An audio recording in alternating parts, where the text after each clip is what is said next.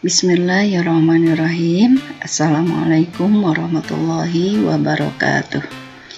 Sahabat Villa, semoga keberkahan dan keridhaan Allah Subhanahu wa Ta'ala senantiasa menyertai kita. Pada kesempatan ini, saya akan menjelaskan tentang apa yang harus dilakukan oleh seorang guru di PMM setelah diobservasi oleh kepala sekolah. Jadi, setelah kepala sekolah masuk ke dalam kelas melakukan observasi dan melakukan penilaian, nah guru itu harus melanjutkan ya pekerjaannya di PMM. Nah, apa saja yang harus dilakukan oleh guru di PMM?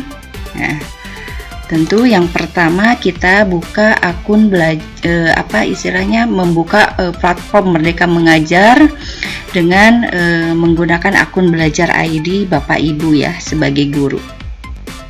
Nah, klik di pengelolaan kinerja. Nah, di sini ada hal yang berbeda ya mungkin dengan yang sebelumnya. Nah, diklikkan guru terus klik sebagai pegawai. Nah, ada 3 kolom yang berwarna biru. Ada tentang observasi praktik kinerja, ada tentang pengembangan kompetensi, dan ada tentang tugas tambahan. Baik, kita buka satu persatu ya. Nah, ini terkait observasi praktik kinerja, berarti ini adalah tindak lanjut setelah kepala sekolah melakukan observasi di kelas. Nah, saya akan membahas yang pertama dulu terkait pengembangan kompetensi. Di sini ada kolom berwarna biru. Nah, ini berarti yang warna biru itu bisa Bapak Ibu klik ya. Nah, di sini kita klik kumpulkan. Nah, di sini ada kumpulan RHK ya, rencana hasil kerja yang sudah Bapak Ibu rencanakan pada bulan Januari. Nah, jadi di sini pekerjaan Bapak Ibu sebagai guru tinggal istilahnya kalau sudah melakukan RHK ini itu untuk mengupload atau mengunggah dokumen ya, dokumen yang diminta. Contohnya di sini. Nah, meningkatnya RHK yang Bapak Ibu sudah rencanakan sebelumnya.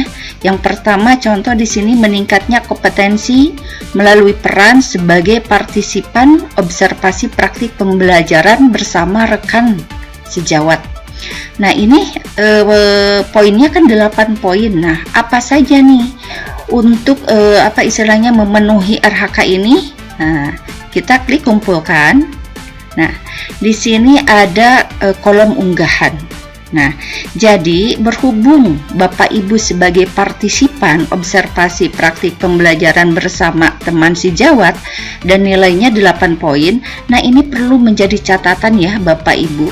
Di sini partisipan observasi itu bukan hanya sebatas sebagai observer saja, di mana Bapak Ibu melakukan observasi terhadap teman sejawat, tetapi di sini ada 2 peran ya yang harus dilakukan kalau untuk mendapatkan 8 poin. Yang pertama itu sebagai pelaku atau sebagai observer. Jadi Bapak Ibu melakukan observasi kepada teman sejawat saat melakukan pembelajaran, dan sebaliknya Bapak Ibu juga diobservasi oleh teman sejawat. Nah, sehingga dapatlah 8 poin. Nah, untuk bukti dukungnya ini adalah membuat laporan terkait tentang pelaksanaan observasi bersama rekan sejawat. Dan ini laporan ini tidak langsung diunggah ya Bapak Ibu. Syaratnya harus didiskusikan terlebih dahulu dengan atasan atau dengan kepala sekolah, bahkan disetujui ya, disetujui. Nah, itu lebih bagus laporannya itu ada istilahnya lembar pengesahan atau lembar persetujuan gitu ya, yang ditandatangani oleh kepala sekolah. Jadi membuktikan bahwa laporan itu betul-betul sudah disetujui oleh atasan. Nah, jika sudah membuat laporannya gitu ya. Nah, ini baru diunggah di sini ya. Klik unggah, terus misalkan nanti tinggal memilih filenya ada di mana, atau dari komputer, atau mungkin laporan laporan yang sudah Bapak Ibu buat itu sudah dimasukkan ke bukti karya, berarti nanti tinggal di sini diambil ya. Formatnya yaitu berupa format PDF dan itu tidak melebihi dari 10 MB.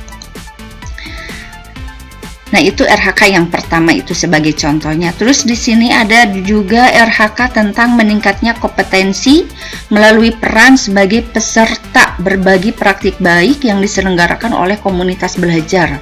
Nah, komunitas belajar ini baik komunitas belajar yang ada di sekolahnya gitu ya, atau melalui KKG-nya, atau melalui MGMP-nya, atau misalkan komunitas belajar antar sekolah dalam nama yang lain misalkan. Nah, ini jumlahnya 8 poin. Nah, kalau nggak salah ini kalau komunitas belajar itu berarti ada 2 kegiatan. Ya, betul. Nah, jadi di sini ada 2 kolom. Nah, 2 kolom buktinya, bukti dukungnya adalah 2 sertifikat ya. Jadi berupa sertifikat atau dokumen relevan lainnya, mau misalkan mengenai laporannya gitu ya atau apa. Nah, ini kenapa misalkan ibu bapak sebagai peserta dalam berbagi praktik baik, misalkan mengikuti webinar atau mengikuti seminar gitu ya yang diselenggarakan oleh komunitas belajar. Nah, itu jika durasinya 2-3 jam itu setara dengan 4 poin ya, setara dengan 4 poin. Berhubung Bapak Ibu membuat RHK ini dengan kuantitas 2 kegiatan, berarti ada 2 kolom unggahan. Yang pertama itu sertifikat yang pertama, sertifikat yang kedua. Berarti Ibu Bapak harus mengumpulkan 2 sertifikat kalau misalkan mengikuti webinar contohnya. Nah, itu jika Bapak Ibu sudah memiliki sertifikat webinar atau seminar yang berdurasi 2-3 jam, itu silahkan diunggah ya, diunggah. Nah, itu sertifikatnya sejak kapan gitu ya, ya sejak Januari 2024 gitu ya, nanti sampai memang penilaiannya sampai bulan Juni. Nah, kalau misalkan ada sertifikat yang misalkan terbitnya dari 1 Januari 2023, apakah boleh diunggah? Boleh, dengan catatan yang pertama belum pernah digunakan untuk periode pengelolaan kinerja sebelumnya. Jadi istilahnya belum sertifikatnya belum masuk ke dokumen yang dinilai oleh atasan gitu ya. Dan memang ini harus didiskusikan dan disetujui oleh atasan gitu ya. Nah, selanjutnya RHK yang ketiga, ini misalkan ya, barangkali Bapak Ibu ada yang sama RHK-nya gitu ya, seperti ini. Yang ketiga misalnya meningkatnya kompetensi melalui peran sebagai peserta kegiatan pelatihan atau bimbingan teknis yang memperoleh sertifikat di bidang pendidikan kebudayaan di sektor teknologi. Nah, ini misalkan melalui pelatihan-pelatihan gitu ya. Nah, ini poinnya 16 poin. Nah, berarti kalau 16 poin karena satu kegiatan itu bernilai 8 poin. Nah, ini berarti ada 2 sertifikat yang harus diunggah ya, harus diunggah karena masing-masing sertifikat pelatihan atau BIMTEK gitu ya, itu nilainya adalah 8 poin gitu. Nah, ini didapatkannya dari mana? Bisa itu melalui pelatihan mandiri yang ada di PMM. Nah, ketika sudah melakukan aksi nyata, terus misalkan muncul sertifikatnya di-download, lalu diunggahlah di sini ya. Atau misalkan pelatihan-pelatihan yang diselenggarakan oleh instansi dinas pendidikan atau apa ya, yaitu yang setara dengan 8 poin. Nah, itu berdurasinya 2-3 hari ya Bapak Ibu, atau misalkan bisa 32 JP itu. Nah, itu bisa dialokasikan dengan nilai 8 poin. Nah, itu bisa ya diunggah di sini. Nah, itu terkait tentang RHK ya Bapak Ibu, yang sudah bisa mulai dikumpulkan kalau misalkan Bapak Ibu sudah memilikinya. Terus bagaimana kalau misalkan mau mengubah RHK? Nah, di sini ada ya Bapak Ibu, ubah rencana hasil kerja. Nah, silakan nanti kalau mau misalkan mengubah RHK-nya itu nanti tinggal checklist, saya menyatakan bahwa saya sudah berdiskusi. Nah, berdiskusi dulu ya dengan atasan sebelum mengubah rencana. Nah, lalu nanti klik saya sudah diskusi gitu ya. Nah, nanti kalau misalkan oh ini yang pelatihan mau satu kegiatan, berarti nanti kita klik ubah rencana hasil kerjanya dan cari 8 poin yang lainnya. Yang terpenting itu batas minimalnya adalah 32 poin. Nah, itu ya Bapak Ibu, jika seandainya dokumen-dokumen yang ada di RHK ini sudah ada, silahkan sudah bisa mulai diunggah. Nah, itu terkait tentang pengembangan kompetensi. Selanjutnya terkait tugas tambahan. Nah, kita klik kumpulkan. Nah, ini sebagai contoh di sini adalah tugas tambahannya sebagai pembina ekstrakurikuler.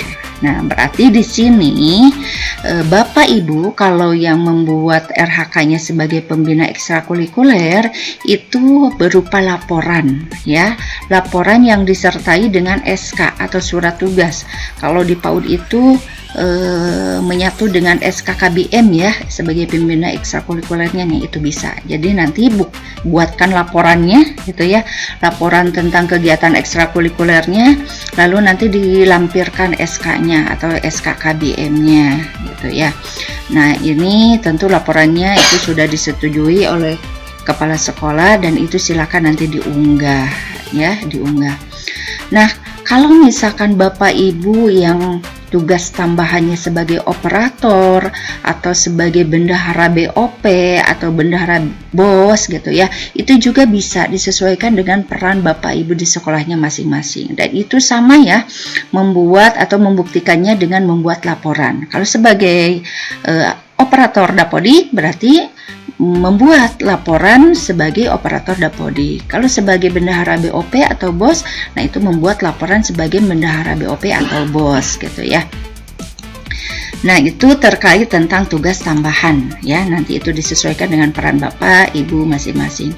Nah, selanjutnya setelah Bapak Ibu diobservasi oleh kepala sekolah, itu kita tidak tinggal diam ya, tetapi ada hal yang perlu dilakukan oleh Bapak Ibu ya. Apa yang harus dilakukan? Oke, kita klik cek langkah observasi. Nah, di sini sudah ada 2 checklistan ya. Yang pertama itu persiapan sudah kita lakukan. Yang kedua pelaksanaan observasi ini sudah dilakukan ya. Nah, kita klik yang ini. Setiap kolom yang warna biru itu boleh Bapak Ibu diklik ya. Berarti itu hal yang harus dikerjakan oleh Bapak Ibu semua.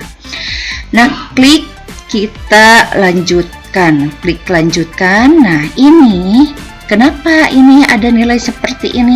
Nah, ini adalah Bapak Ibu hasil catatan kepala sekolah ya, hasil penilaian observasi kepala sekolah. Nah, ini perlu Bapak Ibu guru membaca gitu ya.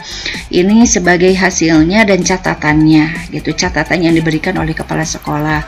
Terus rekomendasinya. Nah, ini rekomendasi sangat penting sekali. Kita baca, kita telaah, kita pahami tentang apa yang menjadi rekomendasi atasan kepada kita, karena ini adalah untuk perbaikan kita ke depan. Nah, ketika kita sudah membaca gitu ya, apalagi kita istilahnya mendokumentasikan ya hasil ini, kita klik lanjut ya. Nah, setelah klik lanjut, Bapak Ibu guru, nah di sini ada beberapa kolom dokumen tindak lanjut yang harus diisi. Nah, ini yang pertama ini ada formulir diskusi tindak lanjut observasi kelas. Nah, di sini apa tantangan yang Anda hadapi untuk melakukan praktik kinerja yang direncanakan selama observasi kelas. Jadi intinya, Bapak Ibu silahkan di sini tuangkan apa tantangan yang dihadapi saat melakukan observasi di kelas, yang saat diobservasi oleh kepala sekolah. Kesulitan-kesulitan apa yang dihadapi.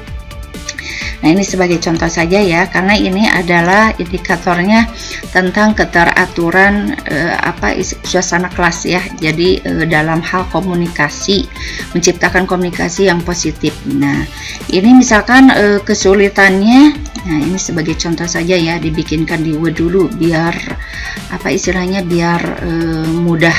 Nah, ini misalkan, nah permasalahan yang saya hadapi ini sebagai contoh saja ya Bapak Ibu. Nah, kita di sini pastekan saja. Nah, misalkan saat diobservasi oleh kepala sekolah itu, ketika mau menciptakan komunikasi yang positif itu, saya kesulitan karena masih banyaknya murid yang berkata kasar dan sulit dikondisikan. Nah, itu. Padahal kan indikator utama yang kita prioritaskan itu adalah membangun komunitas yang positif, tapi ternyata memang kesulitan karena banyaknya murid yang masih berkata kasar dan itu juga sulit dikondisikan. Nah, itu berarti kan suatu tantangan, artinya suatu kesulitan yang Bapak Ibu hadapi. Nah, kita tuliskan di sini ya. Nah, setelah kita menuliskan apa yang menjadi tantangan atau kesulitan, nah di sini sebagai apa ya? Sebagai salah satu langkah untuk mengatasi permasalahan ini, gitu ya. Nah, jadi ada pilihan belajar, ya, istilahnya belajar mandiri. Terus nanti ada opsional pilihan belajar dari PMM. Ya, jadi ada dua hal yang Bapak Ibu bisa lakukan. Nah, gitu ya. Yang pertama kita klik ya di kolom yang pilihan belajar. Nah, ini berarti ada sesuatu hal yang harus dilakukan sebagai bahan belajar Bapak Ibu untuk memperbaiki masalah ini, gitu ya. Nah, ini yang pertama, kolomnya tujuan tindak lanjut. Nah, berarti Bapak Ibu ketika mengalami kesulitan itu tidak diam di sana, tetapi harus melakukan tindak lanjut, gitu ya. Tindak lanjutnya seperti apa supaya kesulitan ini bisa teratasi. Nah, makanya di sini dituliskan apa tujuan tindak lanjut yang ingin Anda lakukan untuk meningkatkan kualitas praktik pembelajaran Anda yang terkait dengan terjalinnya komunikasi yang positif tadi. Nah, itu tujuannya seperti apa? Misalkan di sini sebagai contohnya, misalkan sebagai contohnya di sini bahwasanya saya akan membicarakan permasalahan tersebut dengan teman sejawat. Jadi istilahnya mencoba untuk berkolaborasi, bertukar pikiran gitu ya dengan teman sejawat yang ada di sekolah tersebut. Nah, itu bisa dijadikan sebagai tujuan tindak lanjut. Terus di sini ada kolom upaya tindak lanjut. Jadi upaya-upaya yang dilakukan saat membicarakan permasalahan tersebut dengan teman sejawat itu apa? Nah, makanya saya ini dibuatkan berupa Word dulu ya. Jadi istilahnya biar mudah dan istilah nanti tinggal memindahkan. Nah, misalkan upaya-upaya apa nih ketika saat membicarakan dengan teman sejawatnya? Nah, yang pertama itu berdiskusi untuk mencari solusi dalam mengatasi masalah yang dialami. Ya, masalah yang tadi ya, yang ini.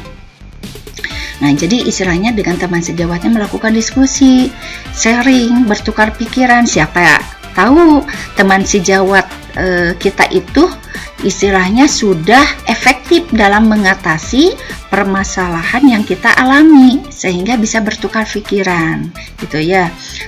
Kita bisa menerapkan apa yang telah dilakukan oleh teman sejawat atau saling memikirkan bagaimana solusi yang dihadapi, gitu, atau sama-sama mengalami masalah tersebut. Nah, selain diskusi, misalkan kita mencari info nih terkait penyelesaian masalah tersebut di Google, searching Google gitu ya istilahnya. Nah, itu cari-cari misalkan bagaimana barangkali ada guru lain yang istilahnya mengunggah tulisan terkait tentang praktik baiknya dalam mengatasi permasalahan yang pas kita alami. Nah, itu gitu ya. Jadi upaya-upaya sebutkan saja di sini, apalagi ditambahkan lagi boleh gitu ya. Itu sebagai contoh minimalnya saja. Nah, lalu di sini ada kolom periode tindak lanjut. Kapan Anda akan melakukan aksi tindak lanjut tersebut? Nah, Anda akan melakukan membicarakan pembahasan dengan teman sejawat, dengan melalui diskusi, mencari info, itu dilakukan kapan? Nah, misalkan berhubung kita sudah diobservasinya bulan Februari dan ini berlaku sampai Juni, ya istilahnya tindak lanjutnya jangan dilama-lamakan gitu ya, karena ini adalah permasalahan itu harus segera diatasi. Misalkan langsung saja sekitaran bulan Maret April misalkan 2024, itu masih bisa karena kan kita rentang waktunya periode penilaiannya itu Januari sampai Juni gitu ya, karena 1 tahun itu 2 kali ya Bapak Ibu ketika melakukan pengelolaan kinerja. Nah misalkan seperti ini, Maret sampai April, jadi pas ketika selesai diobservasi langsung kita melakukan tindak lanjut ya, misalkan sampai April atau misalkan Maret 2024. Nah itu sesuai dengan kesediaan Bapak Ibu dalam melakukan tindak lanjut gitu ya. Nah selanjutnya, apa dukungan yang Anda butuhkan untuk melakukan upaya tindak lanjut? Ini mudah ya Bapak Ibu, kalau kolom ini tinggal memilih, sudah disediakan. Jadi sekiranya mana nih ya, dukungan mana yang Bapak Ibu butuhkan untuk mengatasi permasalahan tersebut atau untuk melakukan tindak lanjut yang sudah Bapak Ibu rencanakan.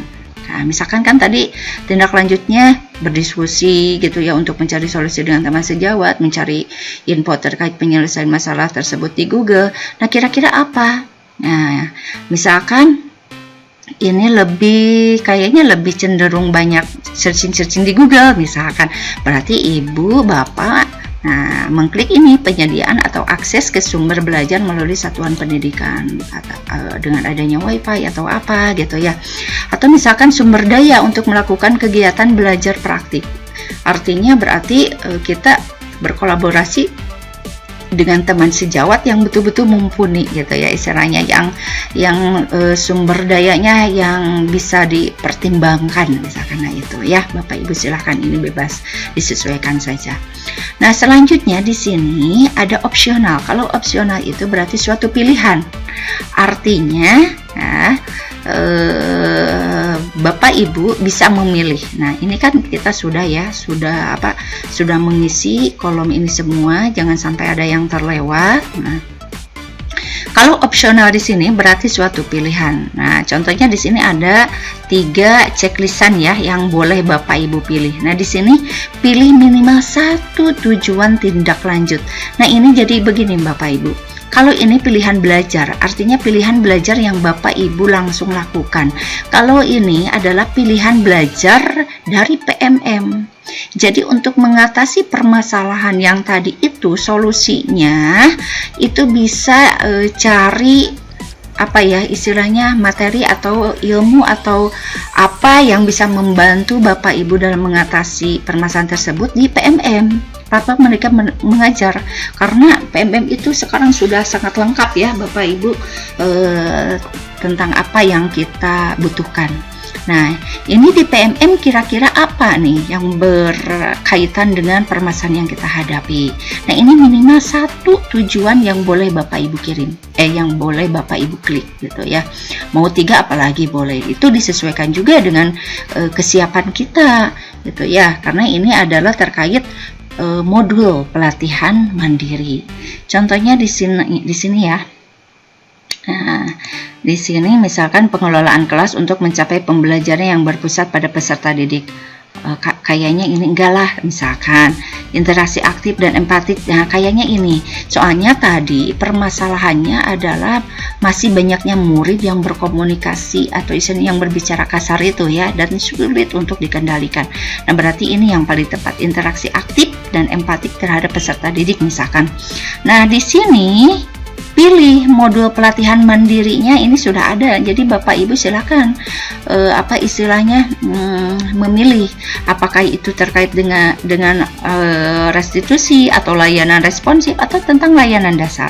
Nah, kalau misalkan ini tentang layanan dasar dulu misalkan gitu ya, itu boleh ya, boleh dipilih. Mau ketiga-tiganya misalkan boleh, terus tambah lagi. Nah berarti nanti modul pelatihan mandiri Bapak Ibunya ditambah lagi gitu ya. Nah itu, ini misalkan 1 dulu. Kapan Anda akan mempelajari pilihan belajar di PMM? Nah itu kapan kira-kiranya? Boleh nggak sama dengan ini? Boleh gitu ya. Nah ini istilahnya disesuaikan juga dengan kesiapan Bapak Ibu dalam menyelesaikan modul tentang pelatihan mandiri yang sudah dipilih tentang layanan dasar. Nanti tinggal dipilih di pelatihan mandirinya modul-modul apa nih yang berkaitan dengan ini gitu ya. Terus dukungannya seperti apa? Sama ya Bapak Ibu, kalau tadi dukungan belajar secara secara langsung ya, secara pribadi dengan teman sejawat. Kalau ini kan yang kaitannya dengan PMM. Berarti di sini kira-kira sumber dayanya apa? Oh iya, penyediaan atau akses sumber belajar melalui satuan pendidikan, artinya kita itu membutuhkan wifi atau internet gitu ya. Nah itu bisa ini mengklik. Nah muncullah warna biru, berarti Bapak Ibu silahkan untuk mengklik kumpulkan gitu ya. Nah kumpulkan dokumen. Nah setelah dikumpulkan, isi dokumen tidak dapat diubah kembali. Nah klik kumpulkan kalau misalkan sudah sesuai ya, sudah sesuai dengan apa yang dipilihkan. Nah Bapak Ibu setelah melakukan isi dokumen tindak lanjut, nah ini ada bagian 2, tindak lanjut observasi. Nah di sini Bapak Ibu guru, ini sebagai guru ya, nah, ada 2 tahapan lagi yang harus dilakukan. Yang pertama itu melakukan tindak lanjut. Nah jadi apa yang tadi sudah dibuatkan terkait tentang upaya tindak lanjut, nah itu silahkan lakukan, baik itu yang belajarnya yang secara langsung mandiri atau yang belajar dari PMM. Nah itu lakukanlah, kan tadi ada jeda waktu Maret sampai April. Nah itu lakukan ya. Setelah dilakukan di PMM-nya, pelatihan mandiri melalui modul-modul, terus melakukan diskusi dengan teman sejawat. Nah ketika Bapak Ibu sudah melakukan itu semua ya, ini tidak ada isian ya. Nah sebenarnya nanti ada isiannya dilanjutkan dengan kepala sekolah, tapi ini kita fokusnya ke guru ya. Nah itu nanti klik kalau misalkan Bapak Ibu sudah belajar di PMM, sudah melakukan diskusi dengan teman sejawat, pokoknya sudah sesuai dengan waktu ya, Maret dan April misalkan udah dilaksanakan. Nah nanti Bapak Ibu guru silakan di tahapan terakhir, yaitu isi dokumen. Nah, klik isi dokumen. Jadi masih ada kolom-kolom yang harus Bapak Ibu isi. Nah, ini sebagai penuntas ya. Kalau untuk info sementara ini di PMM, ini adalah tahapan akhir Bapak Ibu di PMM terkait tentang pengelolaan kinerja selama bulan Januari sampai Juni tahun 2024. Nah, oke, kita telah kembali ini tentang pilihan belajar, karena kita kan ada 2 ya, ada pilihan belajar, ada pilihan belajar dari PMM. Nah, ini terkait tentang pilihan belajar dulu, dimana kita itu adalah berkolaborasi atau melakukan diskusi dengan teman sejawat gitu ya. Nah ini kolom-kolom ini harus Bapak Ibu isi. Nah yang pertama itu apa inspirasi baru yang Anda dapatkan dari upaya tindak lanjut. Nah ketika sudah melakukan diskusi dengan teman sejawat gitu ya, ketika sudah melakukan searching di Google terkait bagaimana mengatasi permasalahan yang ada, nah kira-kira inspirasi baru apa nih yang didapatkan. Nah, ini ada catatan, berarti di sini silakan Bapak Ibu membuat suatu narasi jangan melebihi dari 500 karakter ya. Nah, ini contohnya. Ini sudah di kolom ya. Saya itu supaya istilahnya mudah.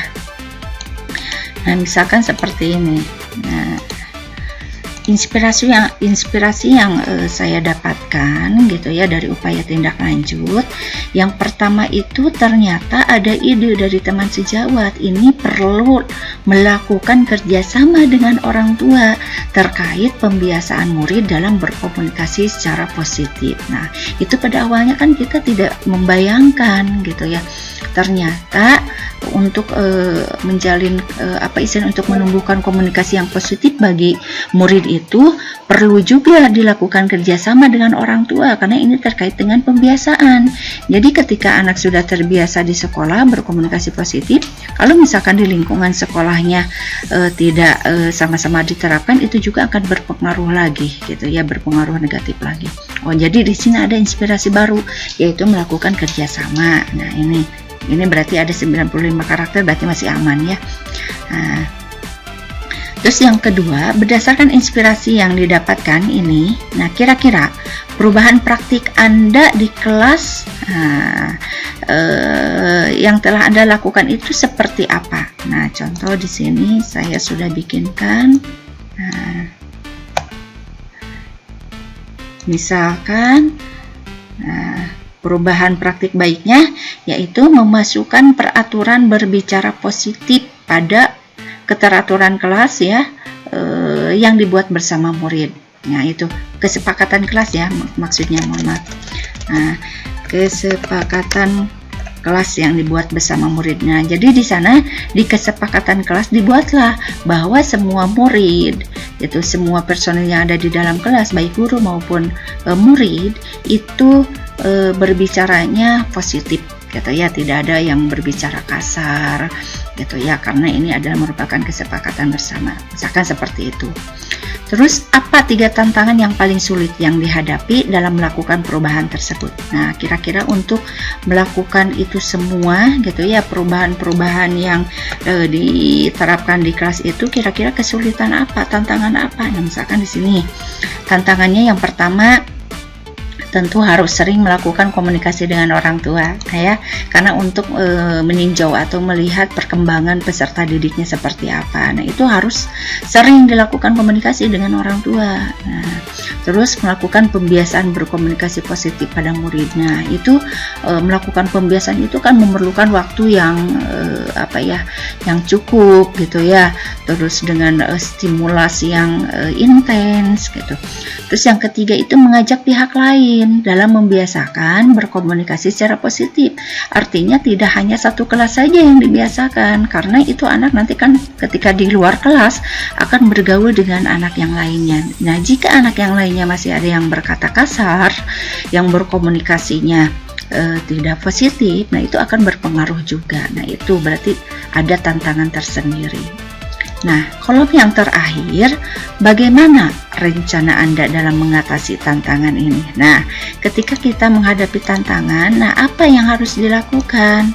Nah, jadi tidak tidak sampai ketika kita mengalami atau istilahnya mendapatkan suatu tantangan, tetapi harus ada rencana untuk mengatasinya. Nah, misalkan apa cara mengatasinya? Yang pertama, membuat jadwal komunikasi dengan orang tua. Oke, misalkan hari ini tanggal ini kita komunikasinya dengan orang tua siapa, selanjutnya dengan orang tua siapa. Nah, itu ya, karena tantangan tadi misalkan jadi membuat jadwal komunikasi dengan orang tua.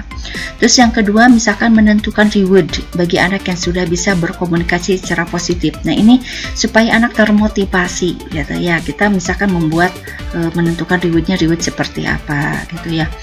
Terus yang terakhir, misalkan mengkomunikasikan dengan kepala sekolah supaya dimasukkan ke dalam peraturan atau pembiasaan yang diterapkan di sekolah, sehingga semua pihak sekolah bersama-sama itu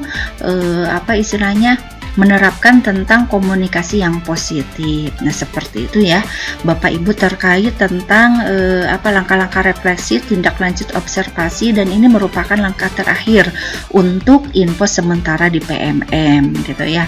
Nah, ini terkait pilihan belajar di PMM juga sama seperti yang tadi gitu ya.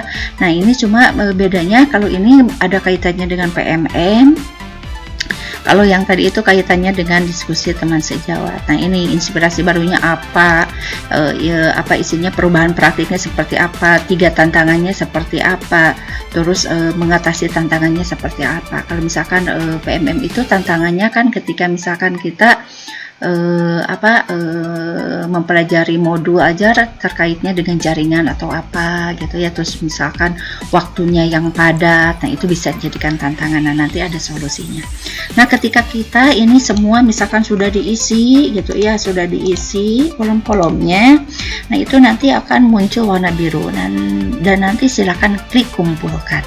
Nah, kalau sudah dikumpulkan, untuk info sementara ini berarti Bapak Ibu sebagai guru, pekerjaan di PMM-nya sudah selesai. Karena mulai dari pembuatan perencanaan, persiapan untuk observasi, pelaksanaan observasi, terus membuat tindak lanjut, sampai melakukan refleksi tindak lanjut juga, itu sudah dilakukan. Nah, itu Bapak Ibu apa istilahnya yang bisa saya sampaikan terkait tentang apa yang harus dilakukan oleh guru di PMM setelah diobservasi oleh kepala sekolah, sehingga apa yang dilakukan itu tuntas sampai selesai. Nah, mudah-mudahan video yang sangat sederhana ini bisa sedikitnya membantu Bapak Ibu dalam melakukan tindak lanjut gitu ya, terkait dari hasil observasi dan apa yang harus dilakukan di PMM atau platform Merdeka Mengajar. Demikianlah, terima kasih atas segala perhatiannya, mohon maaf atas segala kesalahannya. Wabillahi taufiq wal hidayah. Wassalamualaikum warahmatullahi wabarakatuh.